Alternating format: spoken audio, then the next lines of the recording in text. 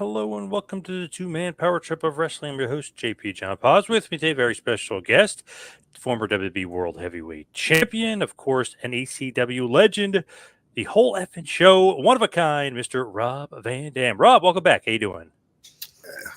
Fantastic, John. Thanks for asking. Everything's going good. on? What's going on in your world, though? What have you been up to? Shoot, everybody saw me on AEW the other night, and much to the surprise of many people who didn't know that I'm still doing my thing. So just consistent. I've always said that. I'll probably keep saying it for a while. Man, still in great shape too. That's the one thing. Some guys get older. You seem like you're testing Father Time there. Yeah, I don't know. I don't identify with old, and a lot of people just have themselves set up for that early in life. In their early 30s. If you want to start referring to yourself and thinking of yourself as an old man, you can manifest it. Even against better genetics, and you can feel the way that you think. But that's crazy. I had Fonzie on my podcast the other day, and he was asking if I remembered the show in Amarillo when Terry Funk was retiring. I wrestled Dory Funk Jr. that night, and what I remember about the match was I didn't take it easy on him. I did my flip out of the ring, with my heavy ass hitting his shoulder, gave him the Van Daminator, everything. And it's funny that you would have thought maybe it would be a good idea to take it easy on him because he was, an old man. But looking back at it, at that night, he was the age that I am right now. And I wouldn't think twice about somebody, kicking me in the face or or doing a helo on me. Definitely different. I'm definitely a different 53 than he was. Crazy. That was 50 years of Funk too. That was the WrestleFest down there in Amarillo. That was a good one. Yeah. And Brett versus Terry was good too. So yeah, that was good stuff that night. Yeah, that was the first time I believe that I talked to Bret Hart. Lots of good memories from it. Yeah, Sabu was there. Don't know what he did, but he was there. Yeah. Now, how did that all come about, though, the Swerve Strickland match? Because that seemed like a bit of a surprise to me and a lot of people. Yeah. Love you. Have fun. Hey. Hey, how you doing? Have fun. Yeah. Thank you. See you. So most of my AEW matches have been a surprise, just last minute, like boom, hey, are you available? They just hit me up, wanted me to wrestle Saturday, which is here in Las Vegas where I live, and it's Wednesday, Thursday, so it's like 3 nights away. And unfortunately, I'm booked, so I'm going to be across country in New York City. I would have loved to have had that work out, instead. But anyway, the very first time I did the AEW appearance with Jack Perry, that was like a year in the making. Like they hit me up like in January talking about this idea. We're looking at like September 3rd and 10th, you might want to just keep that in mind. It ended up being exactly right when they said, and it was like 9 months later or something. So I figured they must be planning that far ahead. And if they're not talking to me about doing anything in the future, that means I'm not doing anything for the next 9 months or so. But Matt Hardy said, no, it's not like that usually here at all. A lot of stuff is last minute. And my last 3 or 4 booking attempts anyway now have just been kind of like a surprise. So I'm here. I'm on hand, when available. So that's pretty much how it's going right now. And obviously keeping yourself in great shape too. So I mean, there's no doubt about it about that either. Yeah, it's a lifestyle, and it's awesome. This stage where I'm at right now to be able to actually train right, sleep right, and live right so that I'm in the best condition when I do go out there and wrestle, because I can't be like, oh, it's been 5 months since my last match, so I'm gonna suck the first match in, because there might not be a second match in. A lot of what I do are just one-offs. A lot of them in the last few years have been like in other countries, and so that's all I can do is stay ready, so I don't have to get ready, and that's an obvious part of the job, which shame on me if I can't do that. But also, though, in a beneficial way, it's been better for healing up, and when you just wrestle once, you haven't wrestled in a long time, it hurts, and then the more you wrestle, you get conditioned to it.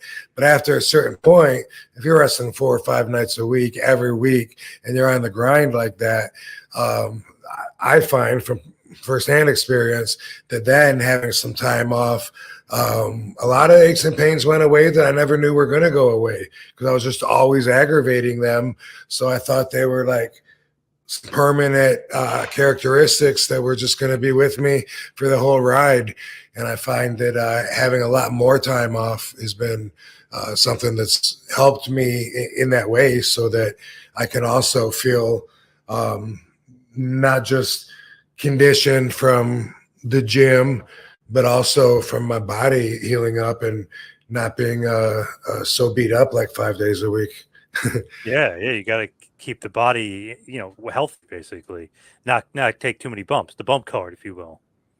Well, it's just the way the career is, Like I used to like wrestling for Japan. We do tours, and we do 2 or 3, 4 weeks. The first night in was really rough. I'd be sore. I'd feel it everywhere. Second night, a little better. Third or fourth night, boom! I feel like I'm like, bam! I'm ready to go every night now. My body just felt conditioned to take the bumps and stuff. I never have taken it easy when I'm in the ring. I'm there to do what I do, and I don't have 2 speeds, to rely on. I don't have like house show speed and then pay-per-view speed. So for me, I always, when I say I'm consistent, that means with performance too. I want someone that's expecting to see RVD to get RVD. Now, with Swerve Strickland in that match, what do you think about it? Because I thought it was great. Obviously, you're in the main event. You're in a 15-minute plus match in a big show for them. A part of a big angle with Swerve, too, because he's headed for the world title. So what did you think about the match and the performance? I had fun with the match, and I like Swerve. He's talented. I like his vibe. I knew that right away, which made me feel good about how the match was going to go. But having had the match, it was a lot of fun. It was a good opportunity for me to come in, get a lot of time in the main event, and not have to tell the crowd who I am or build a story or anything to get them to respond, because I'm RVD and everybody knows that. So it was awesome to come in, and I understood the assignment. I came in to punish him, hardcore style, and I enjoyed I don't know if I want to call it nostalgia, but I enjoy bringing back a lot of that funness to the matches. Because for me, obviously, throw the rule book out, that's where I shine. That's where I am the best exhibited. So I enjoyed, specifically doing the leg drop on the apron, on the guardrail, and I would love to do more. Love to do more of that. Yeah, it felt like an old school ECW match for sure. Yeah. Just that was the feeling of it. Somebody in one of the comments said, if you turn the quality down on the video, you'll think you're watching 97 ECW. That is true. It had that feeling of the match. The only thing I had a problem with was, let's just say, somebody's not taping the show, or they're not realizing it's a mystery guy in the main event. Don't you think they should have said, hey, RVD is fighting Swerve? So like, people my age or fans my age would just be like, oh my God, RVD's wrestling. So they turn it on. You know what I mean? Instead of being a mystery. Yeah, you would think so. But like I said, I understood my assignment, and someone else's job to figure out how to utilize their investment the best, So There's that, and I thought you were gonna talk about the what do they call it, the extra minutes at the end. I saw a lot of people complaining about that online. I didn't understand it, but I get it because my DVR missed the finish. Yes, mine too. Yep. Yeah, which is fine. It got like all but the last two moves, and but that's so I get that too, and I don't know why they don't warn you if they, or I don't know, because I kind of thought they did that every night, but I guess they don't anymore because I thought TBS was always like a 7:05 to 9:05 kind of schedule. So I don't know, but obviously it caught some people by surprise, and so sometimes they're not happy about that, but all fixable problems. Definitely. That too, though. Sometimes they tell you ahead of time, but TBS, they don't do that anymore with the 05 and whatever.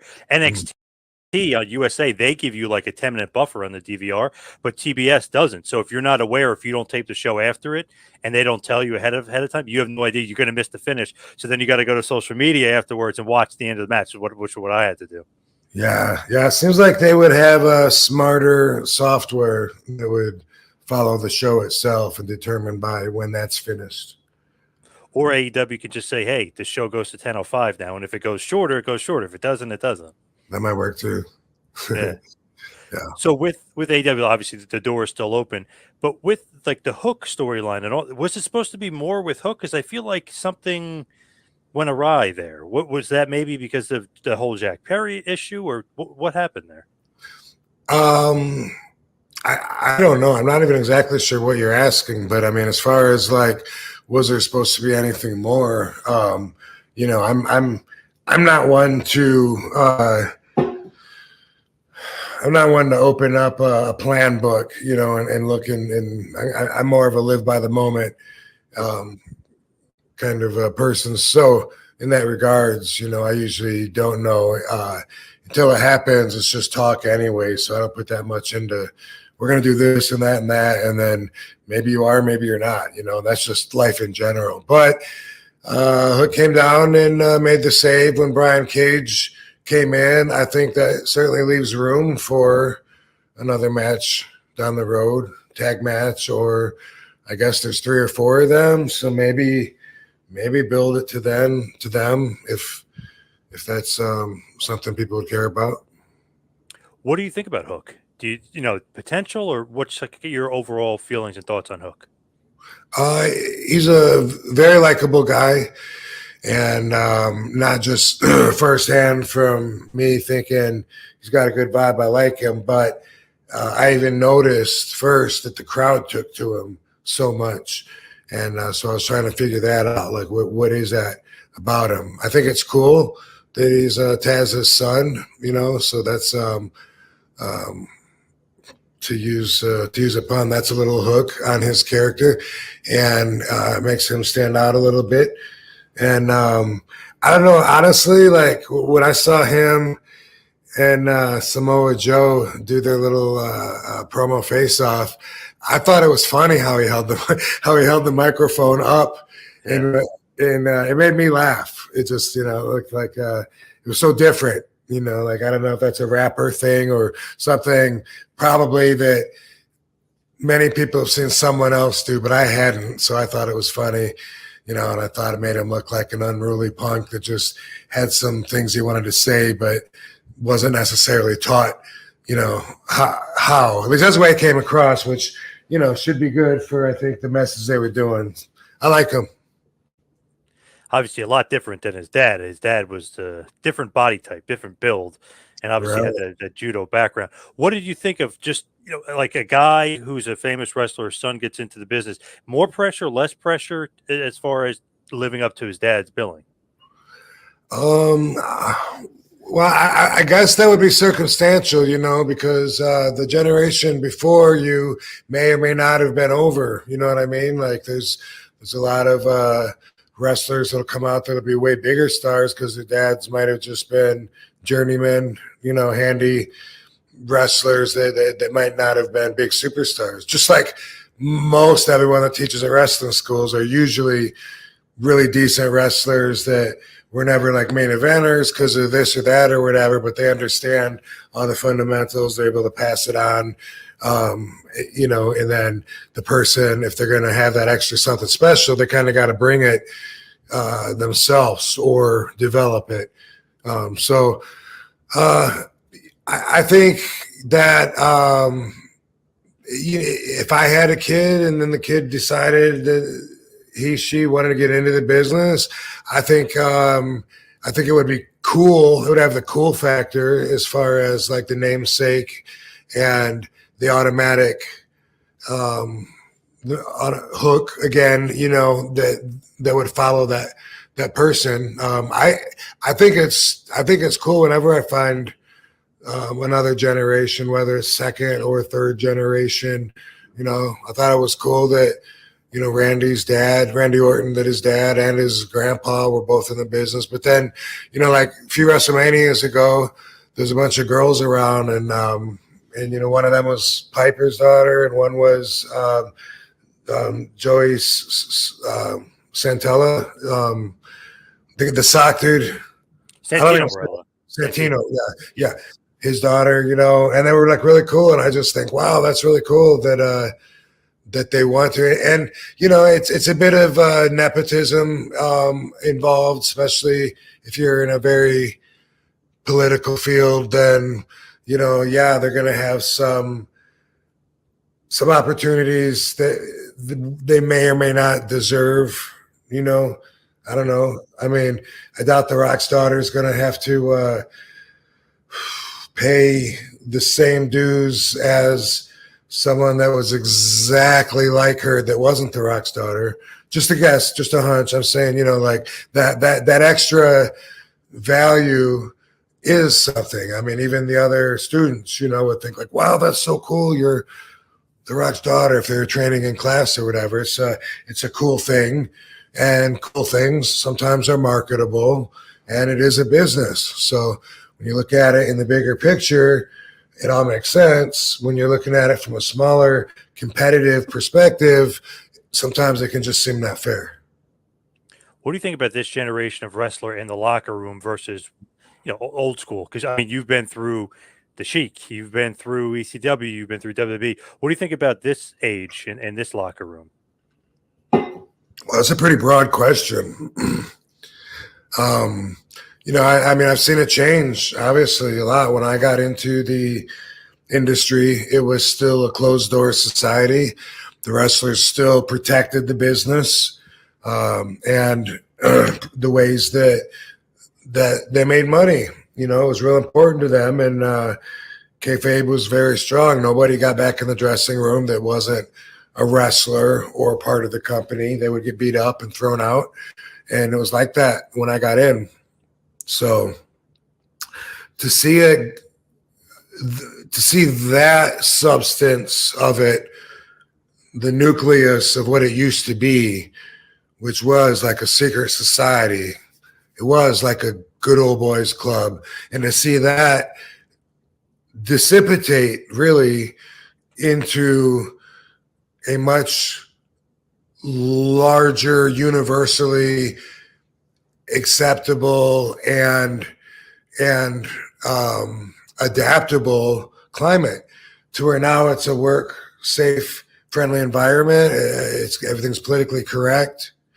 I was just talking yesterday to Katie, and I was saying it's so crazy now to think, like, if two wrestlers got in a fight in the back, it's likely that there'd be a lawsuit, just like as if it was two people that got in a fight at the mall or something. We're in a society where we're told that we're entitled. If we're done wrong, we're entitled to get paid. So everybody sues for everything. And culturally, that's the correct way to handle certain problems. Let the law handle it. You don't take it into your own hands. But that's certainly not the way we were brought up when we're taught, don't let anybody disrespect you or your family. Anyone talks bad about your mama, you punch them right in the mouth. Well, that kind of stuff will, nowadays put you in jail and also cost you a lot of money.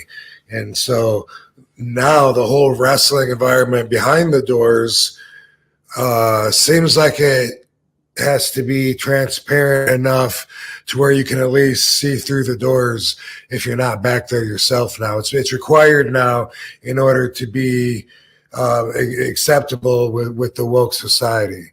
For better or for worse, it's just different. Can't believe, like, if you think about it, like the Steiners and the Nasty Boys, they sue each other after they got in a fight in the back, or you and Right. Sabu or something. You know what I mean? Would you? That Yeah. would never happen in a million I would years back then. Right. And I would expect it to now, though.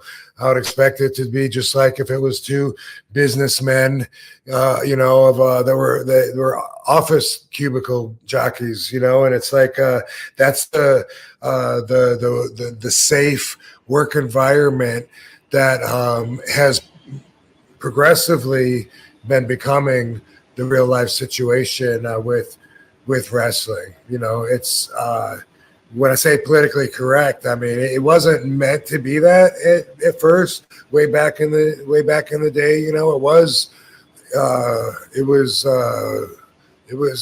racist, homophobic. It was very labeling.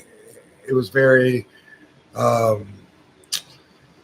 whatever it wanted to be, and it was very protective. And then it hasn't been an instant change, of course. It's been over the years, but it's been after the bag of tricks is open. Now we have a whole generation of wrestlers who grew up thinking that it was a work. So in their minds, it's all about doing the spots, pulling them off. No interest in protecting the business. Not that long ago, if setting the spot up blows, you know, kills the business, then you don't do the spot. It's not worth it if it takes too long to set up. Not a factor anymore. Now it's people that grew up believing it's a work, thinking that they are catering to a crowd of people who also think it's a work, and then they're, you know, obviously going to have a challenge getting the same reaction when everything has changed to that. But that's what I see. That suspension of disbelief is gone in a lot of those matches. When they do stuff like that, you just totally lose. It's like, oh, come on. You know what I mean? You just totally lose yourself in the match. And sometimes, from my perspective, I can see it in the little things because they're not committed in their mindset. They're not out there, you know, trying to not get hit in the face or trying to get out of the way or giving it everything they got. They're just going through motions, sometimes too still until it's time to go. Then they go early, make the other person look like an idiot for running in when no one's home anyway. All that stuff. I feel like if I taught a class to them, I really feel like I could help bring the mindset to where it needs to be, but I don't think I'm going to do that. And I don't think the platforms are talking to all the fans and open people about all the little details like that I see. But in the end, even if people don't know what's missing, they know something's missing. When you're backstage at AEW, do they pick your brain and ask you stuff? Because you've been everywhere. You main evented everywhere. I figured they would probably come to you and say, hey, what do I do here? What do I do here? So do they ask you for advice and stuff and instances like that? They have.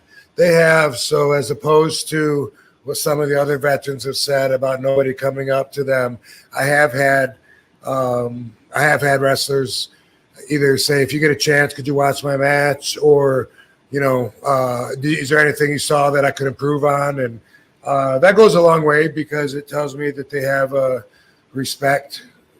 They have respect and also know that there's always room to improve the craft. Always. And especially a guy like you, let's say you main evented. If they want to be main eventer, what can I pick? Even if it's something small, what can I pick his brain about? What can I get from him to make myself into a main eventer or a better wrestler? Yeah, well, like I said, it happens. You know, I really haven't been around there a whole lot. And when I am there, I'm busy, you know, doing my own stuff or whatever. But some of the guys, though, have gone out of their way and it stuck out in my mind. It means a lot when they do that. And if I am able to point out a few things, then I certainly will. Now, WrestleMania, right around the corner, WrestleMania 40. It's in Philadelphia. the home of ECW. Everyone is wanting you to be a part of it. Is that something you want to be a part of, or is that something that it's in the rear view? You don't really think about it. It's something that I think would be awesome. Definitely, Philadelphia. That's one of my hometowns, and anytime to be booked at WrestleMania.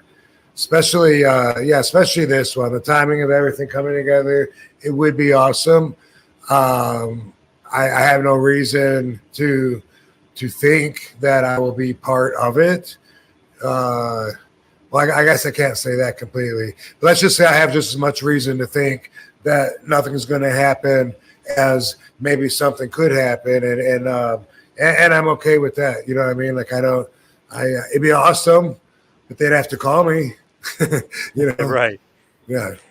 Does the AEW stuff, do you think that hurts it, or does it? Nobody cares. Like, that doesn't matter. You're above that because you're legend status, pretty much.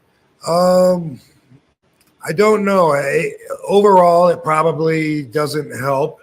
I don't think WWE likes that the fans could see me as an AEW wrestler. That's going to make them not want to get behind me, and maybe they won't put me on the video game.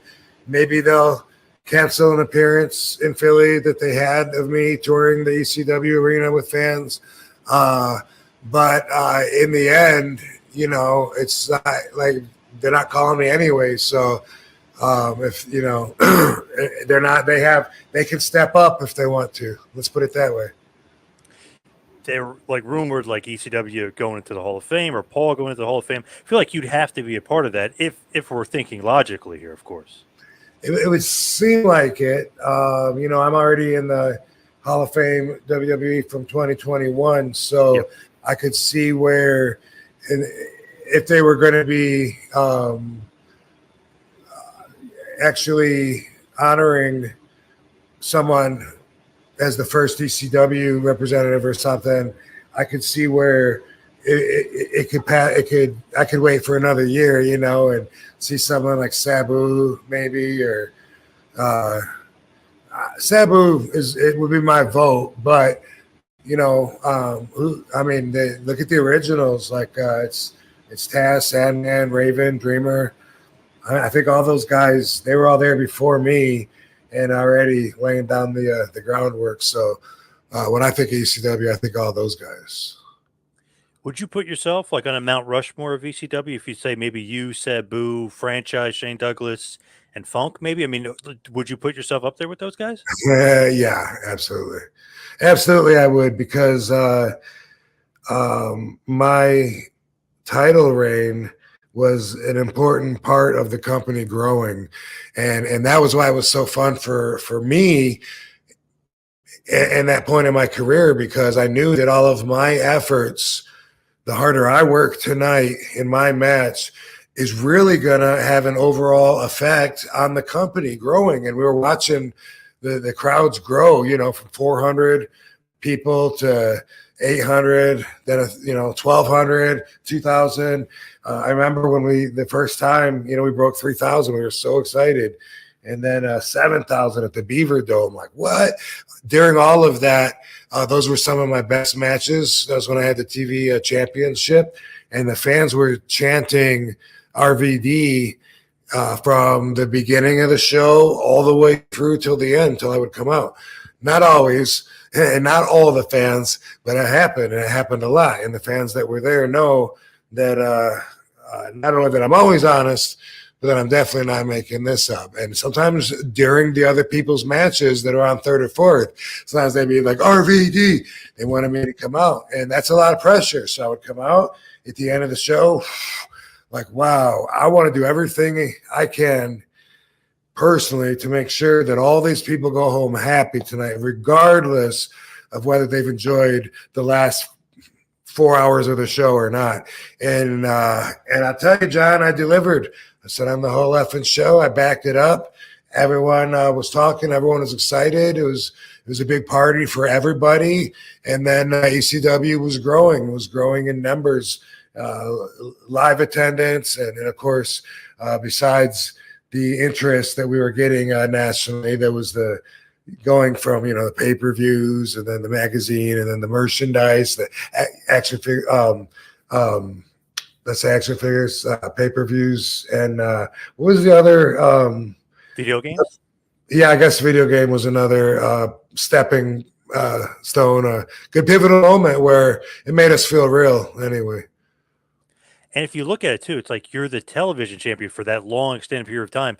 But a lot of people, me included sometimes, felt like the TV title when you were the TV champ was better than the world title, which is crazy in wrestling terms, because I thought the world champ was supposed to be the best, but not in ECW. You were sometimes the main event, but even sometimes just the better wrestler, the better match. Right. Yeah. So I felt like the heavyweight championship belt title made the wrestler there, but I feel like by me having the TV championship, I made the TV championship make something. So that was the difference. When Mike Awesome was the heavyweight champ, I wanted both belts to be simultaneously building up on like two opposite piers, holding the structure up of the whole foundation until finally at the right time, when we've grown enough too, we could face each other. But that was something that I enjoyed, was the fact that I made the TV championship mean to some people more than the heavyweight championship, because I was having the best matches every single night. They were looking forward to that match, and it gives a lot of the wrestlers a good reason to want to take that from me. It's funny though, like when you look at wrestling, it's like, okay, the title sometimes makes the wrestler. Like you were saying, you made the title. Not only made the title, you actually made it more prestigious than the world title. I don't know if that's Paul's doing as well. Obviously, that's mostly you, but I don't know if that's Paul going along with it after. It's like, okay, this guy's way too over. We got to ride this train, basically. Yeah, no, Paul was a part of everything. So definitely, he gets a lot of credit from the ECW boys, because he does deserve it. Looking back, it was a long time ago. I was fairly green, so it's hard to look at it from the perspective now that I have to know exactly, like, recognize how much control he had or didn't have during certain situations. But I just always felt like he was there to talk to and to run things by anyway.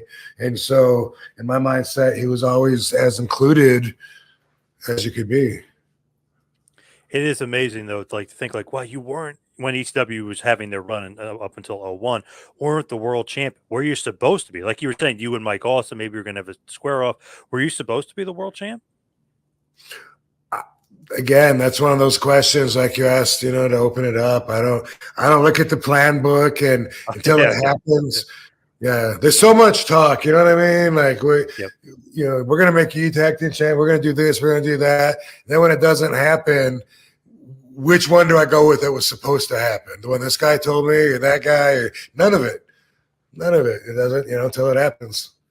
And matter of fact, even when I beat John Cena at the ECW One Night Stand, I would not allow myself to believe it was going to happen until 1, 2, 3, and then it was real. Like the whole time, something could happen. This moment could get taken from me, even up to where I'm going up for the frog splash. Watch me miss the top rope and roll down to the floor and crack my head open. So until the very last second, it ain't real to me. Wow, good way to go about it, though, because then you really stay in the moment and you stay focused on what you need to do, what you need to accomplish. Yeah, it's RVDology 101. I avoid expectations, because all they do is set you up for possible disappointment and take you away from being able to really experience the moment. I love that One Night Stand, because if Cena wins, we riot. I mean, they were dead set on you. I mean, that was great. I mean, usually when a guy throws his shirt into the crowd and he's of important stature, they're fighting over the shirt. They want to keep it. They were fighting each other to throw it back. I mean, they did not want any part of him that night. Yeah, and really, when you think about it, once the first two people threw it, if you're the third guy that catches it, even if you want to keep it, you can't at that point. You got to throw it back or get your ass beat by everybody. That was great shiny moment in your career. Is that one of the career highlights for you? Oh, Absolutely. no doubt about it. No, and not just because the match was great, Cena was great, the crowd was great, but for me, the reason that it meant so much to me was because the build-up for that match was my entire career. I always stuck to the hardcore environment and my style, even though I was constantly told that my style was too dangerous, too physical, it was going to shorten my career. Look at me now. And I stuck to my guns. And because of that, it made me a bit of an outcast, and I never would have been in the number one spot in the driver's seat of the industry if I hadn't managed to help change the entire playing field, by bringing ECW back as a pay-per-view, by talking with Vince, by bringing it back as a third brand. I was the best foot to put forward. None of that would have happened if I hadn't stuck to my guns, stayed committed to what I believed in, and actually been able to see it come all the way through to fruition. So for all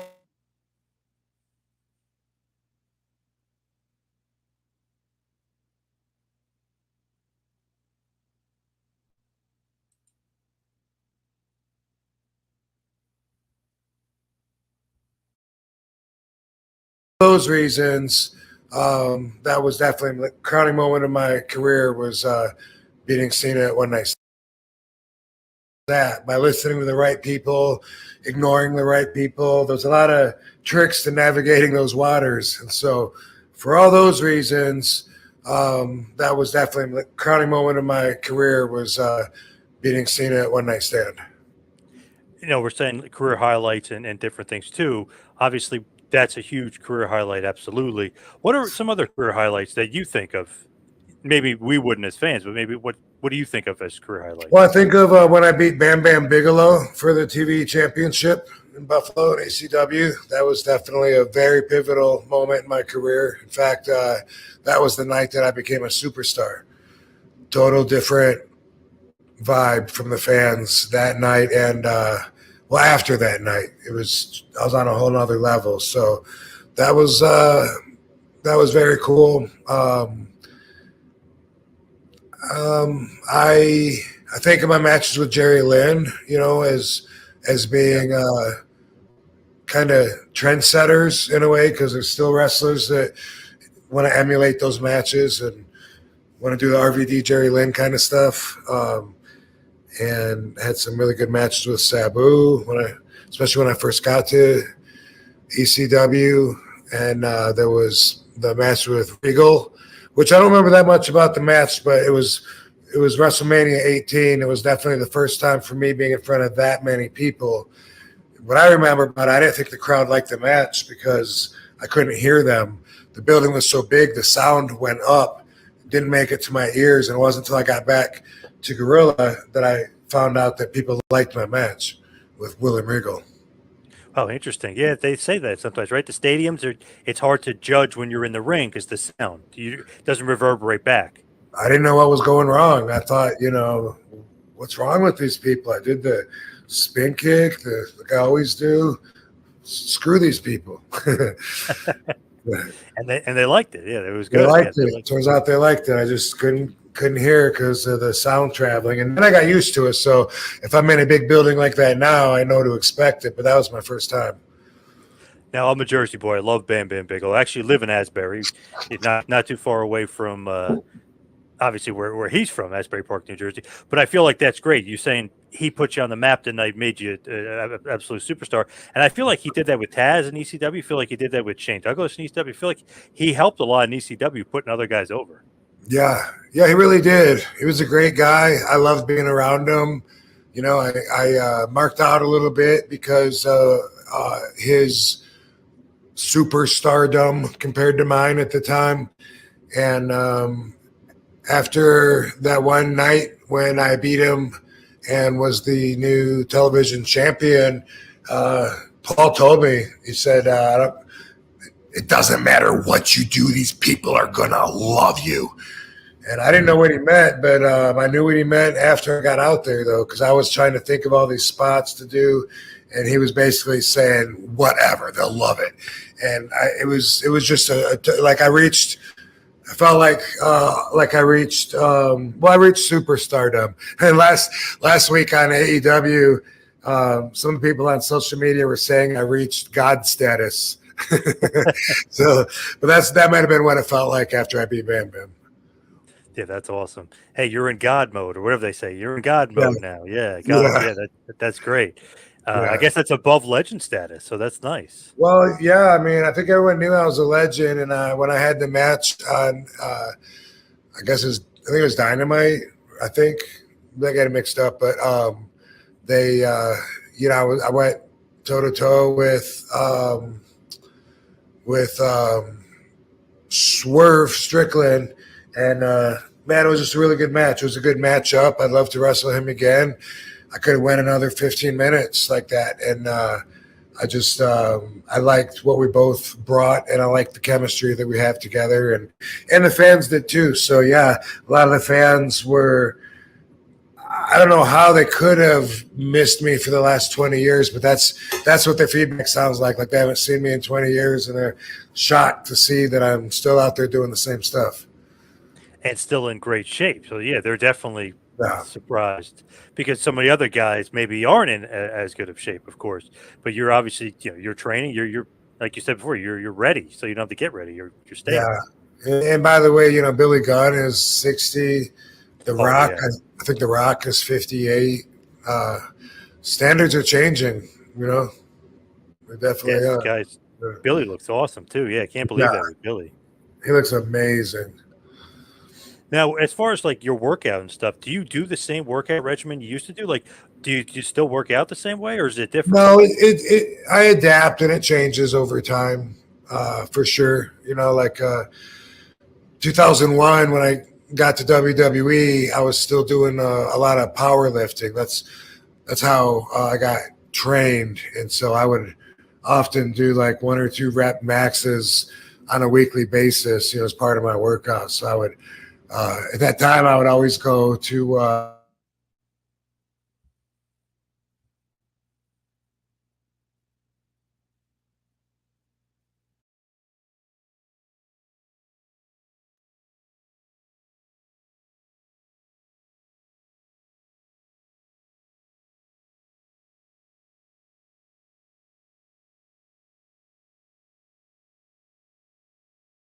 Where I feel the best. You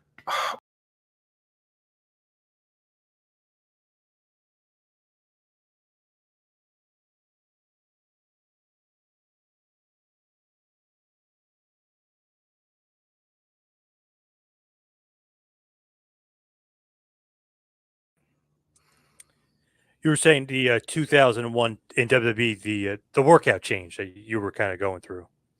Yeah, so I was lifting super heavy back then, and that meant for me like benching 400 pounds every week when it would come to chest, or I would alternate, sometimes incline and flat. But I remember having one time asking Justin Credible to spot me, and I had like I think I had 385 on, and he was like, I can't lift that. I go, no, I don't need you to. I just, like I'll get it like 3 reps myself.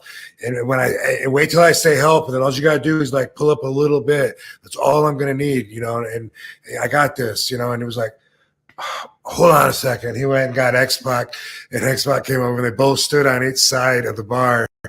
And I was trying to tell him, like, no, I got this. Like I do this without a spot. They don't get it. And I would used to always for leg day, I would put 405 on and get 12 good reps on, sometimes go up heavier to 500 pounds for just a few reps, but otherwise 12 reps at 405 was my go-to, like 4th set on leg day every week. And anyway, I just lifted like really, really heavy, and now I hardly ever do. Now it's more about the pump, and so it's not even So I don't even sometimes I don't even do full reps. I find that to be a waste. Just do the amount of the rep where I feel the best contraction and actually feel the blood like pumping in there and stuff. And it's a different experience. And I lift later. And I used to always eat to keep my weight up. Being like 230, 235 pounds used to be one of the smaller guys. And so I used to always eat. I was always, if my weight dropped below 230, I'd freak out like, oh no, I got to eat more. I've been on the road too much. I haven't had time. And anyway, and that's changed now too. I've learned a lot more about how the body works. And I learned that, that your growth hormone actually is suppressed when you eat, and your growth hormone is in charge of like doing so many good things, and it's so important. And when you have blood sugar, then your insulin level rises to take care of the sugar and to put that away, and then that suppresses your growth hormone. So specifically, there's something called peptides that have been really helpful for me. And peptides are they're just amino acids.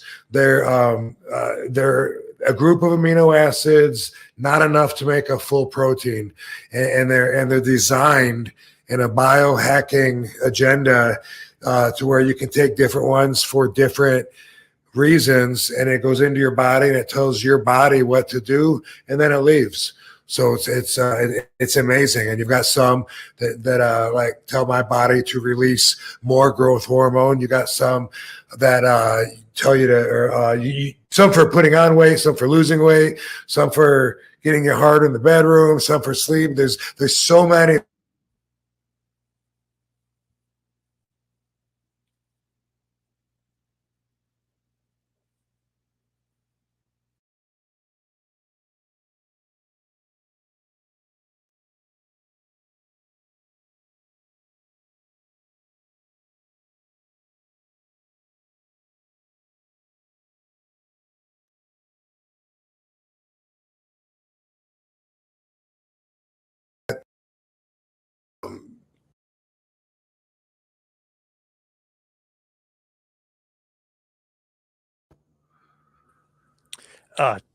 Sorry about that. You were talking about the peptides are actually good for you and the amino acids.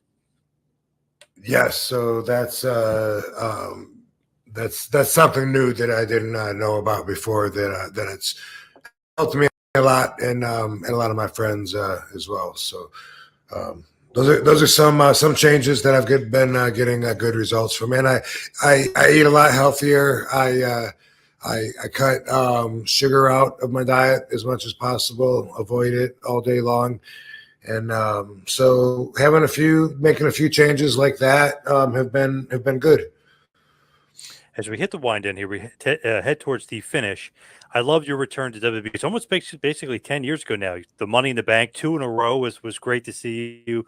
Awesome surprise. Had an awesome match with Cesaro at SummerSlam, I remember, which is basically about 10 years ago now. Just awesome to kind of just see you always kind of pop up, maybe surprise some people, but always have a good match. It kind of just remind me of even against Swerve. It's like he'll just surprise you and always have a good match. It's like the old reliable RVD. You know what I mean? He'll surprise you. He'll come out there and you'll get the same guy you saw in 1997. So I always thought that was great when you get to see RVD.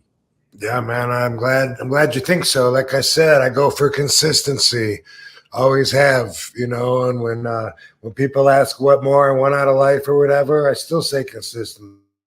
I love the path that I have been on up till this point, and I would enjoy very much to continue on the same path. And I don't think that's asking too much.